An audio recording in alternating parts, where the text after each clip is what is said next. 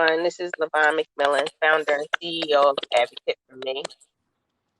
Today, I have two special guests, and I'm so excited to have them on today, Alexis and Eric, and they're going to share their story and their journey of being parents, advocating for families, and encouraging everyone to be positive in their journey.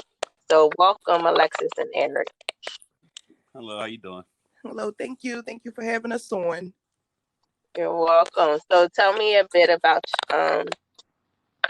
your business and about you. All right, so we have a company called Alexis and Brushes where we sell paintbrushes, clothing, jewelry, sensory items, books, just a variety of things that support autism awareness. The company was started in 2018, around the time when our daughter Milan, she's now 4, was first diagnosed with autism awareness. And the way that the paintbrush idea came up was at the time as well. We also owned a company called Base Painting. So that's what inspired the paintbrushes, and then we figured that we would combine two things that were important to us, which was our career at the time and our daughter's diagnosis, which was autism. We thought that it would be a good idea to help raise autism awareness in the contractor and painting community. As of today, Base Painting is closed, and we did end up separating our companies, whereas though now we just have Awesome Brushes, which is actually a store, and it's located in Lansdowne, and Eric has a contracting business himself, which he can give you a little bit more information about. Yeah, so I started Big Brothers Contracting LLC. We are licensed and insured, and we serve Philadelphia and the surrounding counties. We do a variety of things: bathroom remodels, kitchen remodels, decks, drywall, siding, flooring. Just pretty much anything that has to do with interior, both residential and commercial. And we're currently doing a deck and doing a basement, and our IG is Big Brother Contracting LLC, and our Facebook is Big Brother Contracting LLC. Awesome. So my first question is, tell me your story. Alexis briefly talked about Milan's diagnosis. So just tell me your story when your child first got diagnosed, and walk me through that journey. Yeah, I mean, we noticed first, she wasn't really, responding, and she seems like she was, she was drifting. You don't really know. I mean, for me personally, I wasn't educated on it, so I didn't really know. And then even the daycare, one of the worker that usually works with her didn't think it was a big believer. It wasn't, for me personally, it wasn't until the owner of the daycare noticed, and she pulled me to the side, and she was telling me, about her grandson who had the same thing. So, we decided to get her, decided to see if there was anything, and then we came up. Then they told us, she was on the spectrum for autism. Yeah, so pretty much, yeah, like as Eric stated, we did notice some stuff. Like Milan was, at 12 months, 15 months, still not talking, not, like he said, not responding to her name, really limited eye contact, didn't really seem interested in the typical toys that people her age would play with.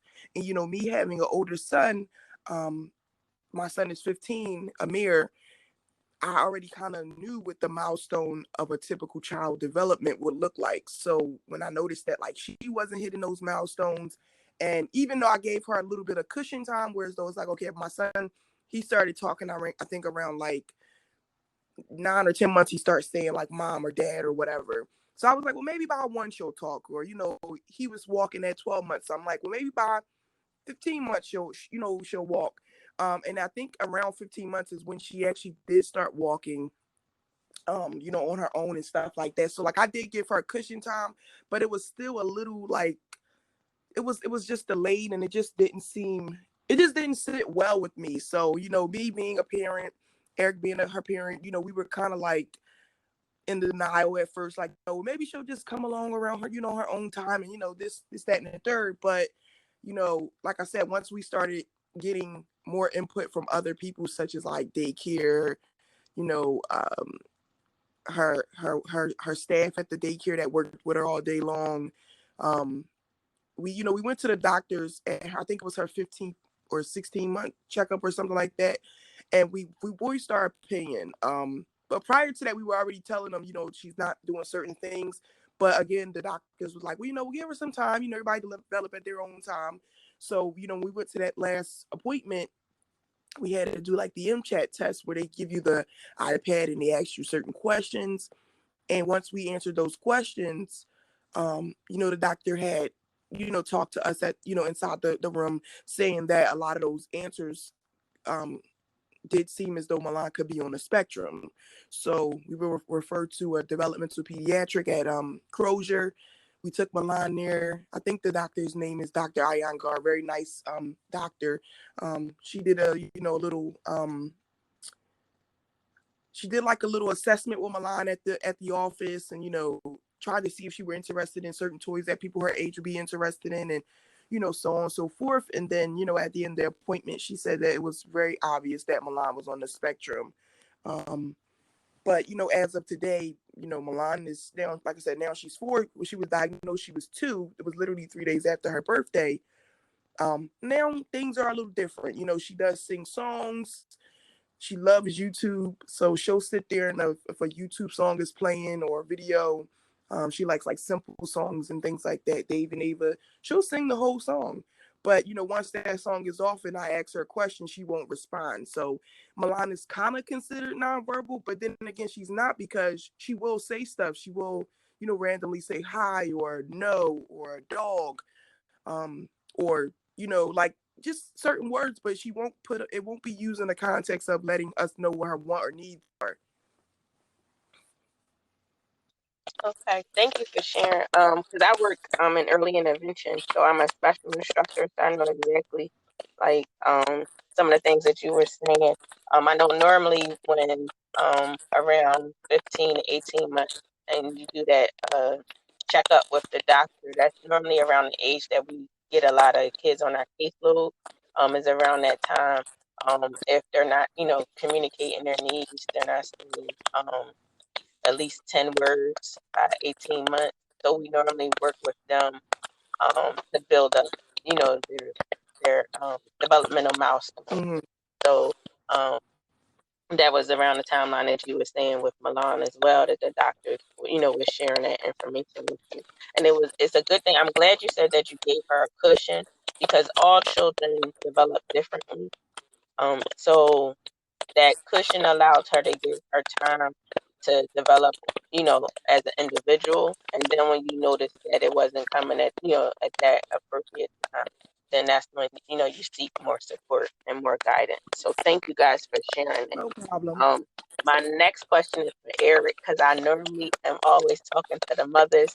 So I definitely want to get your opinion on once Milan was diagnosed. And wait a minute, I'm gonna go back, because I got to meet her on Sunday, and she is so adorable. Thank you. She is like you were saying, Alexis, like she was singing, like she kept sitting next to us at our table, and she was singing, and my mom like enjoyed her singing. She was like, "Oh, she is just singing a little heart out," and I was like, "Yes." So she is definitely a little cutie Thank pie. you. So Eric, my question is, as a father, and like I said, I normally interview moms. So, and Alexis, I'm gonna piggyback on you and ask you this question as well. But what was your emotion? Because I know normally guys, they don't show them too much. But what was like your emotional or your feelings once you found out that Milan was diagnosed on the spectrum? I mean, of course, it wasn't a great feeling, to know. So, yeah, you're right. Men really don't try to show too much emotion. So, I mean, she was Lex when they told us, Lex was, I could kind of see in her face she was already going through it, and 2 people bawling it probably won't help the situation. So, I kind of just Kind of just took it in the first day. I think it wasn't until the second day I was headed to work, and it was early in the morning. I was talking to my mom, and it finally hit me, and then I kind of teared up about it. But through the day, I just I try to look at it from a positive, because having a child with autism is pretty scary, because you don't know what kind of world that they're going to be venturing out into once they get to a certain age, or even that certain awareness that most people have, whether it be danger, or just a sense of your surroundings and things like that. So I think that part more than anything kind of scared me, and it kind of had me emotional. She was always Milan was always Milan to me, so I was already used to it.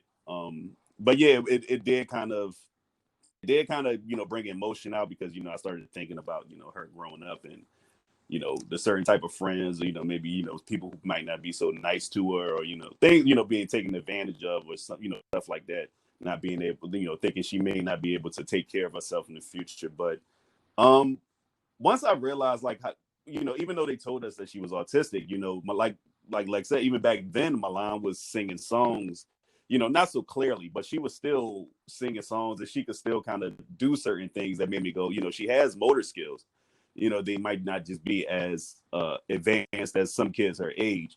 So yeah, originally, the first day, yes, I've kind of just soaked it all in. The second day, I got a bit of emotional. And by the third day, it was just like, hey, it is what it is. And, you just tend to try to learn as much as you can, and do your part as a parent, and, try to give her the best chance to succeed in this world, whether autistic or not. She still deserves the same chance that any other child deserves in this world. Awesome. Awesome. Thank you for sharing. Alexis? So yeah, as Eric stated, I was an emotional mess in that doctor's office. I was crying. It was just because I've worked with that have mental disabilities and autism. I worked at Wood Services. I worked at RHD, so I kind of could see, like, I think the emotion for me was more of like I've seen other staff, like, treat the kids, or the adults they work with mean, or like, just not really treat them nice. So it's like I just thought, like, I don't want my daughter to ever have to go to a facility, or being like this special education class, and like the teacher or the workers are being nasty or mean, or like it was just a different range of things going through my head. And of course, like what he said, everybody has this idea for their kids. You have kids, you want them to grow up, go to college, have children, get married, so on and so forth. And it's like, you don't know if that's what your child was going to be able to do. Not saying that you're limiting them, but it's obvious a lot of children that's on the spectrum will not ever be able to drive. Because I've met autistic adults that just can't drive.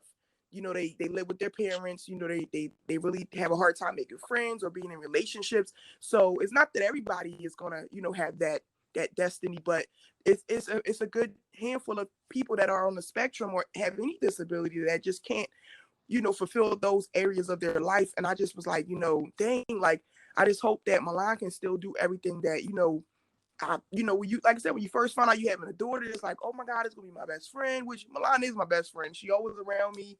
She always want everything I got. But, like those certain things, like going to the nail salon, going to the hair salon, and, little stuff you do with your daughter, I'm like, we may not never get that, because even when I'm doing Milan hair, we literally have to like keep feeding her snacks. We gotta hold her sometimes because she don't stay still. And I know if I take her to a stranger to get her hair done, she's not going to sit. Milan won't let me touch her toenails too much. Like she let me cut them a little bit, but that's even a struggle. So it's like little stuff that mom and daughters do, spa day and stuff. It's like, I might never get that experience. And even with like just her learning basic stuff, it's like eventually, me and Eric is going to get old. We're not old now, but, eventually another 30, 40 years, we're going to be old. So it's like, I just was thinking, like, what's going to happen if, we can't take care of her? Like, I hope, that she can take care of herself and she can, be independent. And I mean, yeah, granted, she has an older brother, but I had my son so young that he's not much younger than me. So it's like once we're old, he's gonna be old too. so so but yeah, it's just, I just was just so scared. Because like I said, I've worked in the field and I've seen how some parents, had to come up to the organizations because their children were treated wrong, and or staff were under investigations and getting fired because they were this mishandling clients and stuff. And it's like, I just don't want that to ever be Milan. Mhm. Yeah, thank you both for sharing. Like I said before, like working out in the field of early intervention, and I also worked at residential home. Um, I understand exactly what you're saying. Like just the staff and the way they treat them, and just being able to make sure that you are advocating for your child. Like you said, you're going up there, you're making sure that they're taken care of. But I want to commend you both for sharing that experience and those emotions, because sometimes we bottle it inside and we just be like, oh, okay, it is what it is. Like Eric was saying, it is what it is. But acknowledging it and taking it in is one thing that'll help you in the long run. So thank you both for You're sharing welcome. that. So next is, what have you learned in this journey, and what do you want to teach others? No, sir. Well, what I've learned is patience. You have to be extremely patient. Well, I can't say with all autistic kids, but I know with my line, it has to be a certain patience, because they have their overloads and they have their bad days just like anybody else. They might just express it a little differently. Milan sometimes can express it a little aggressive. So a lot of it for me, as far as what I learned, is just and somebody told me this. I can't remember exactly where I heard it, but it was one of the best advice that I've gotten, which is not to try to take them out of their world. It's to try to get into their world and then make them comfortable enough to get out of their world into your world. So I never tried to, Exactly. I'm not the type to try to force my line to do things that maybe some other kids will do. What I try to do is present something to her, and if she likes it, she likes it. If she doesn't, maybe we'll try again a little bit later. But I tried my best not to force thing on her. Like I said, if she, decides that she wants to just start jumping up and down, then I'll jump up and down with her. If she wants to start spinning, then hey, let's just start spinning. But once we get out of that, let's see if we can try to do something, maybe a little more educational or a little more hand-eye coordination and things like that. So, for the most part, me, it's just, like I said, just entering her world and not so much trying to get her to come into our world, because maybe her world is comfortable enough for her. And, this world that we have can be kind of scary. So maybe so if you want to stay in that world for now, cool, but then, hopefully we can eventually pull out and then we can start doing some stuff, in this world. Alexis? Like Eric said, I would say that patience and is something I really, really learned. As well as just not being so tough either, because I know that with my son, raising a boy and raising a girl is two different things. Like with my son, I had to be a little bit more tougher on him, because sometimes, with my son, like if you're too soft, he'll try to get over, or, he don't take you seriously. So it's like, you got to put a little bass in your voice or whatever the case is. But sound like Milan. with my daughter, I had to learn to just be a little bit more like you said, more patient, more softer, because she's a female and she might not always understand what we're saying. Like I know, like I try to, when I'm giving her instructions or telling her, or I would say reprimanding her on something she's not supposed to do, I try to make it a little more simpler. Like, Milan, we don't do that, versus just straight like, yelling or whatever, because she's not going to understand the yelling. First of all, Milan has audio sensory issues. That's why she wears the earmuffs, the noise canceling earmuffs. So me yelling is probably going to make her not listen anyway. It's gonna make her shut down. She's not going to want to hear, or voice too much. Is more just like calm talking. And like I said, I had to learn that, because like when my son, calm talking didn't work with him. Like he would try to talk over me, try to be smart. So it's like I had to I had to just change my parenting style with Milan. And like I said, definitely patience. And not only just patience with her, I learned to just have patience with others too. Because like now, like if I run into issues with people, and I'll try to like, think a little bit more rational versus getting so emotional. I'll try to like look at stuff from both sides a little more. Like she just taught me a lot of things outside of just when it comes to being a parent of her. It taught me things just as an adult as well. And she also taught me a lot more about autism, because I did go to school I have a master's in psychology with a minor in ABA. But, learning stuff on books and just listening to somebody talk about it is one thing versus, like I said, when I went and worked in those schools or worked with people that had disabilities. And then, being a parent of someone on the spectrum, it just taught me a lot more. Like, it's not just what's on paper. Like, every child is different. So, they can give you this lesson about all this stuff about autistic people, and you can meet somebody that has autism, and they're nothing like what the school explained.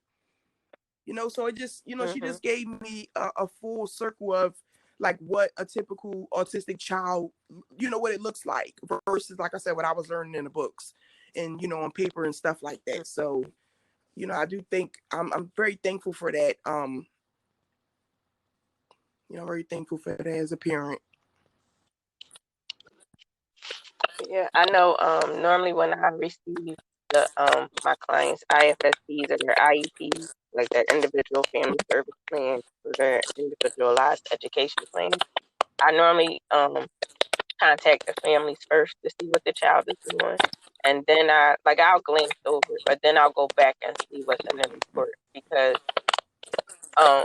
kids are resilient. Like they can show you one thing one day and they can complete their goal in like the next week or in a couple months. I know with my son, because he was born at 28 weeks premature, and he's 13 now. But when I was taking him to the speech therapist at CHOP, when he was doing the evaluations and the assessments, like outside of the doctor's office, he knew how to say, at least I'll say about a good 10, 12 words. So it was like McDonald's, mom. He was saying single words. But when we got in there to the psychologist, he wouldn't say not one word. So on paper, it looked like he was, not talking, not saying anything. And then when we would leave, like he knew, like, because we went to CHOP Children's Hospital, so it used to be the McDonald's in there. He knew to say McDonald's, and I'm like, well, why didn't you say anything when you was in there with the psychologist? And he didn't say anything. Like he just kept walking with me. So sometimes in those environments, you just gotta have an open mind. Take everything in, as far as what the parent is telling you that the child can do, what the what they're doing when they're doing that evaluation and that assessment. But I love the fact that you both said patient, because they do teach you like how to be more patient. Like if that wasn't one of your strengths or one of your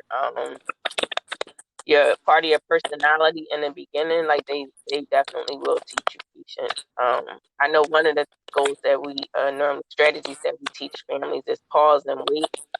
So, like, even in communication, like, we'll say, ask the child a question and then give them time to answer, at least to a minute.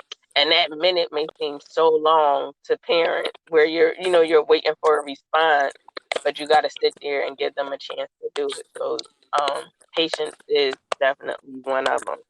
I want to thank you guys for coming on today and sharing your journey. Is there anything that you would like to share with our guests? Yes. This is something that I always tell other parents, like, because I've met so many parents that have children on the spectrum. Like before we had Milan, I didn't really know a lot of people that had children with autism. I think I might have had like one friend that had a daughter with autism. But it's like I've met so many people. So actually I'm gonna give two things.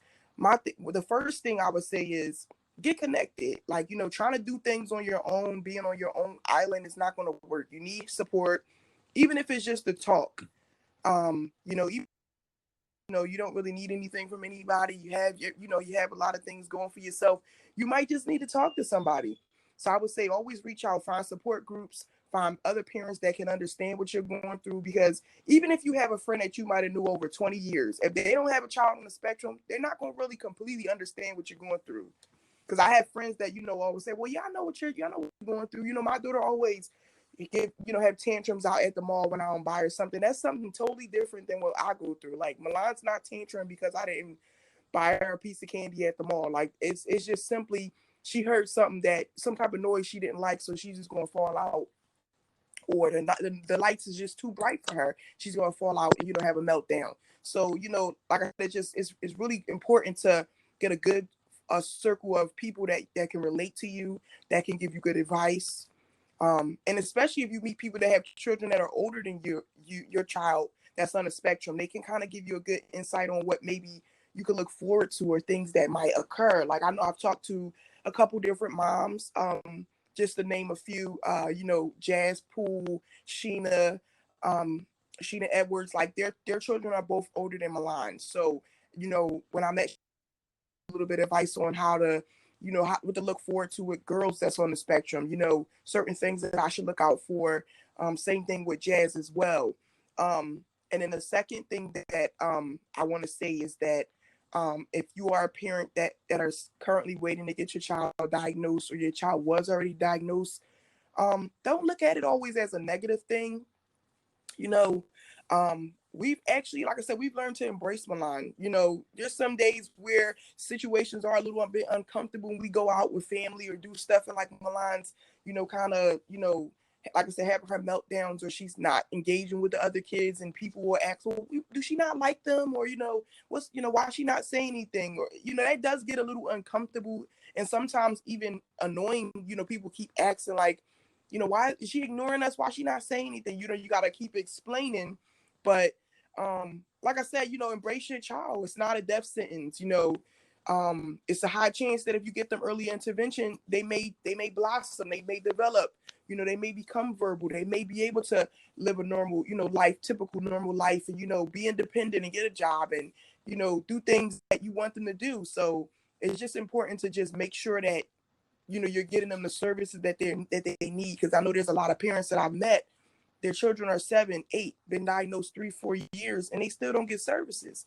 And, they're doing that child a disservice, because they could have already had built at least some type of foundation for words, or for some type of skill. If they were already involved in that program. I got Milan put in immediately after we got her diagnosed. I didn't want to waste no time. I even went because I wanted to get her in CHOP, but their wait list was too long. So I put her in closure, because I figured the longer I wait, that's time that's wasting, that she could be getting those essential skills and things, and those therapists that can help her.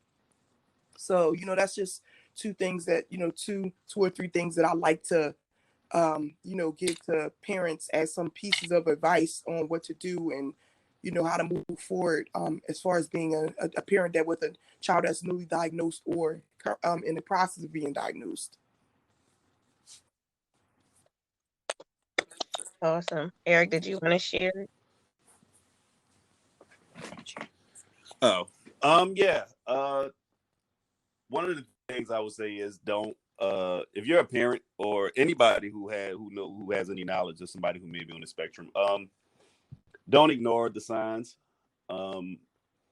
If there are certain signs that that autistic kids may have, like we said earlier, kind of wandering off, not being responsive, not talking. Another thing I will say is, every child, whether they're autistic or not, deserves a chance to be the best version of themselves. So for all the parents out there who, may be going through some difficulties with, their kids, just try your best to be patient. I know it's a hard job. Trust me. It's, we have our tough days, and, some of these parents out here are single parents of autistic kids. And, sometimes you can't get a break. Like, one thing me and Lex tries to do from time to time is, I'll take Milan with me sometimes, or I might take my son, or I take both of them, or she might take Milan, or, the kids. We don't always be together, because sometimes you do need that break from your children, whether they're autistic or not. But, sometimes with autistic kids, they can be a bit overwhelming. And the third thing I would say, what I was going to say, but the third thing I would say is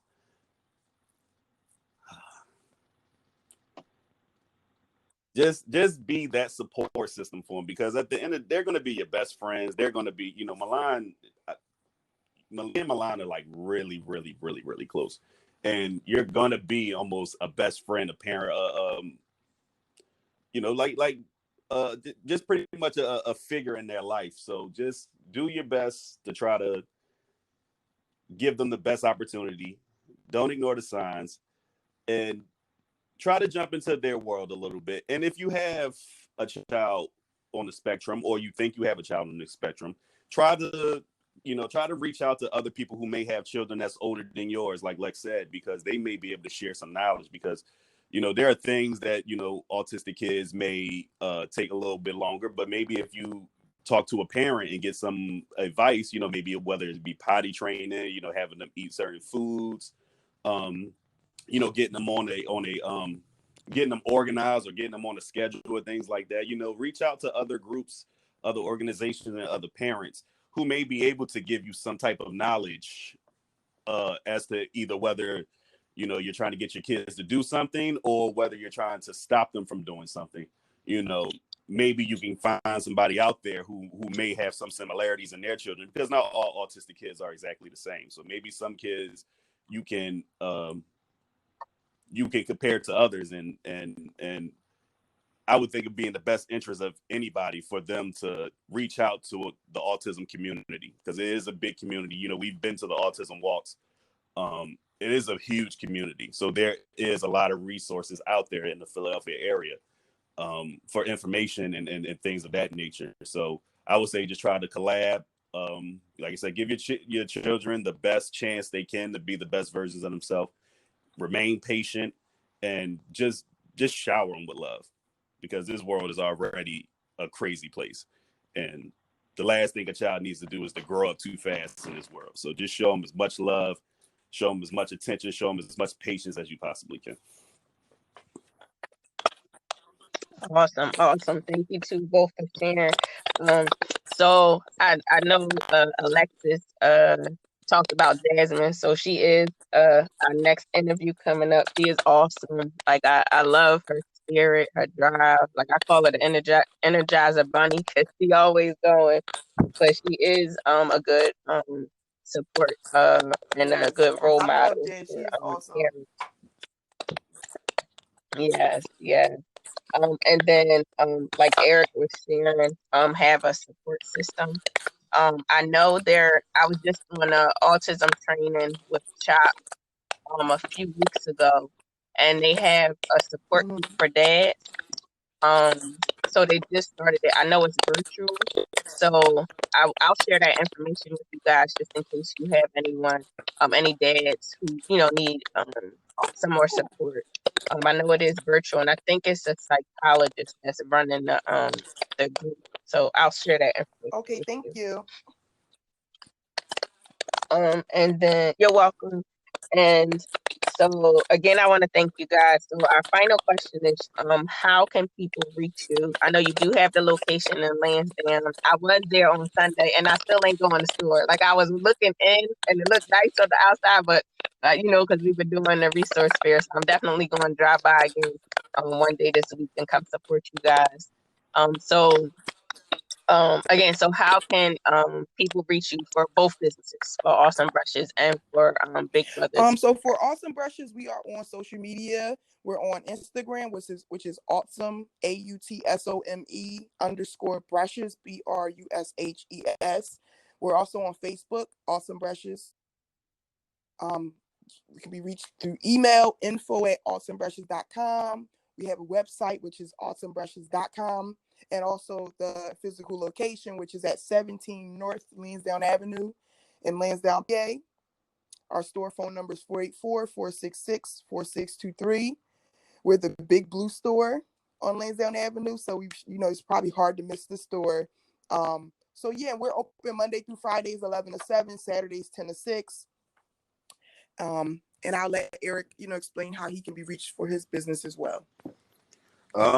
You can reach us at Big Brothers Contracting LLC. Phone number is 215-433-3258. And we can also be located on Facebook at Big Brothers Contracting LLC and on Instagram at Big Brother Contracting LLC. Awesome. Again, thank you guys for sharing today. It was a pleasure to actually meet you guys in person on Sunday. And again, hearing your story today.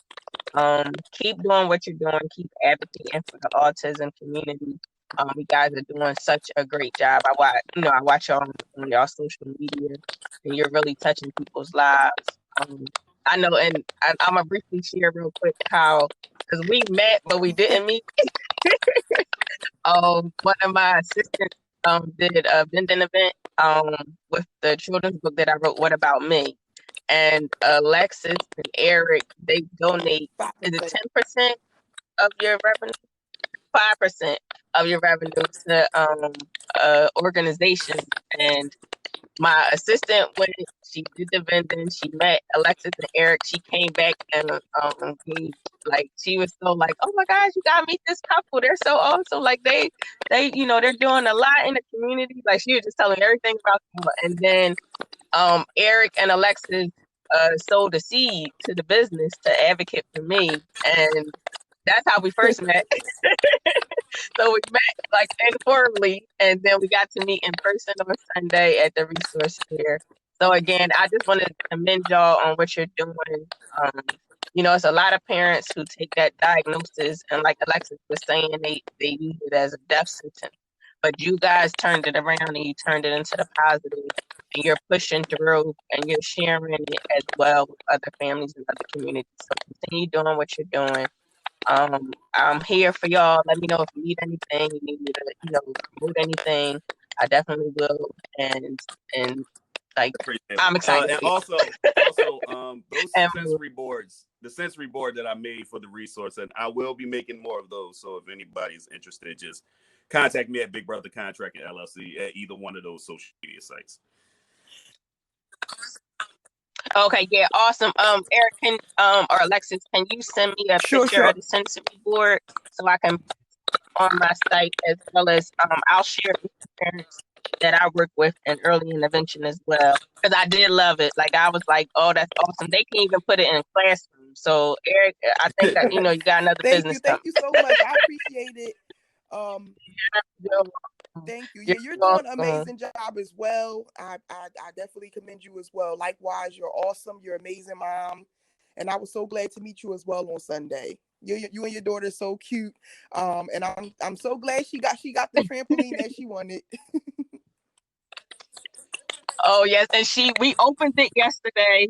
My mom, because we're about to move, but my mom lived across the street from a park, so we took it over to the park. Her and my niece was jumping for like a whole half an hour, and I couldn't take a picture because she got my storage full on my phone.